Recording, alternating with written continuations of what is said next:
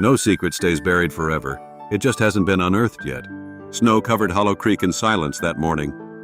Detective Evan Cole hadn't slept. The puzzle pieces were there. The locked door, the burned letter, the soot on the frame, the missing key, but they refused to fit. Every lie in this house had been polished until it looked like truth. He laid the evidence across the table. The brass key stained with blood, the fragment of a photograph, the perfume tapper, and the page of a letter signed only by the past. 3 people, 1 secret. Cole started with Tom Harris. The traveler's hands shook when the detective held up the photo. "Tell me, Mr. Harris, why were Henry Reed's initials carved into the barn beam last night?" Tom didn't answer. His silence said enough. "Because you're Henry, aren't you?" Cole continued. "You didn't die in the fire. You changed your name and came back to face your father." Tom's jaw clenched. "I came back to tell him the truth. But when I got here, he was alive and bitter. He said I wasn't his son anymore. I left before midnight." Cole's eyes narrowed, yet his blood was on your sleeve.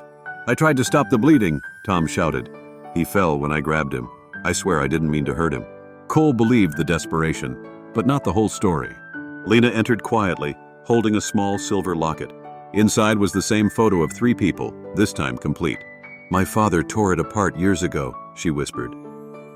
"I glued it back together." Cole asked, "Why hide this until now?" "Because the truth would have killed him sooner." She turned to Henry. "You blamed him for the fire, but it wasn't his fault, was it?" Henry looked away. "He locked me in the barn, said I'd stolen money from the guests. I escaped through the roof. The fire wasn't me, it was Martha." And the room froze. The old housekeeper stood at the doorway, her face gray. "You shouldn't have come back, Henry," she said softly. "He would have destroyed you again." Cole faced her. "So you finished what the fire couldn't?" Tears cut lines through the soot on her cheeks. "He ruined all of us. When Henry ran, Samuel made me swear never to tell the truth. He said it was better 1 ghost than 2. "So you killed him?" Martha nodded slowly. "I went to his room to beg him to confess. He laughed at me. I pushed him. He fell, hit his head. I locked the door because I couldn't bear to see his face again." Her voice trembled. "The note, he got what he deserved, that was mine." Cole closed his notebook. "Accident or not, you turned it into murder when you staged the scene." She looked at him with exhausted eyes. "Maybe. But sometimes justice needs help finding its way."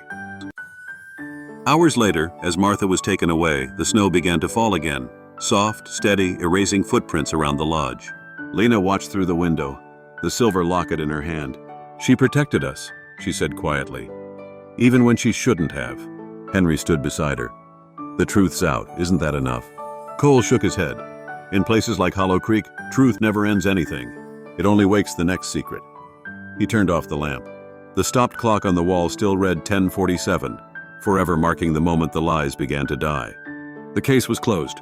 But as Cole left Maple Lodge, a single envelope waited on the front steps. New paper. Fresh ink, his name written across it. "Detective, if you think Hollow Creek has given up all its ghosts, you're wrong. Someone else knows what really happened that night." Cole folded the letter carefully. Snowflakes melted on the page. He looked back at the house, its windows dark, its walls too quiet. The truth had been found, but not all of it. The locked room was solved. The killer confessed, but the past still whispered beneath the ashes. Next on Dark Case Files, the mirror in room 9.